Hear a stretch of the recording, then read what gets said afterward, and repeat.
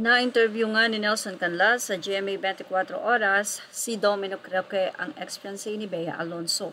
Hinggil ito sa mga naging statement ni Bea Alonso about sa di umano ay siya ang nakipag-break sa nasabi nga pong ex-fiancé na aktres.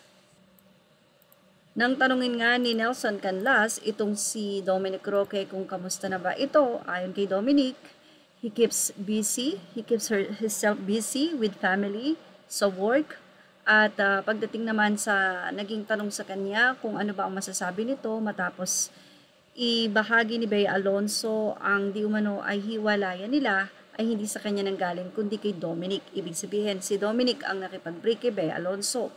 Nang itanong nga ito kay Dominic Roque ay nanatili naman itong tahimik at hindi na nagsalita about dito. Sabi nga natin, si Dominic Roque lang yung revelasyon ni Bea Alonso na si Dom ang nakipag-break pero hindi siya na-hate ng mga netizen. Sa katunayan ay minahal pa nga siya nito.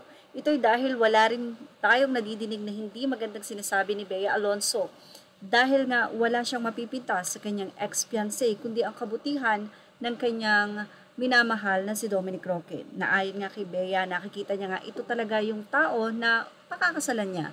Pero may mga bagay nga na talagang hindi pa akma or hindi pa talaga sa ngayon. Anyway, ilang mga netizen or fans nila Dominic at Bea ang umaasa na darating ang panahon na sila pa rin na magkakatuluyan. Pero say ng ilan, mas maganda raw na hindi na si Bea ang makatuluyan ni Dom dahil sa ganitong napakabuting lalaki ay deserve daw nito ang mas maayos o kumbaga ay nararapat sa kanyang babae. Kahit hindi kayamanan, basta simple.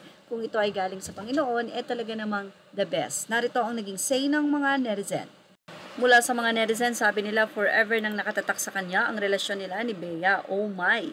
Good luck Dominic, sana makita mo ang babae na magpapasaya sa'yo. Okay na yan, malayo ka sa limelight, mas tahimik at mas maayos na buhay. Life is short, so choose to be happy. Say naman ng isang anonymous commentator, good for him, sobrang paninira at insultong inabot niya dahil sa breakup na yan. Napagbintangan pang ginagamit si B para sumikat. So what kung mas sikat at mayaman si B? Hindi naman sila ang unang magkarelasyon na mas mayaman at sikat ang babae kaysa sa lalaki. Saka hahayaan ba naman ni B at ng mga taong nakapaligid kay B na gamitin siya? Parang hindi naman. Better this way, parehas na nilang gustong mag-move on. Besides, hindi naman sila nagkaaway.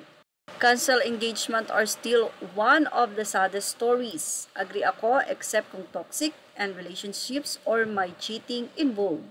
Narito pa ang naging say ng ilan pang mga anonymous commentator. Anila, in a world full of C and B Adom na tahimik lang sa story ng breakup niya. Say ng isa, ending the engagement even with someone who is wealthy and well-known might be a wise decision if the relationship isn't fulfilling or healthy.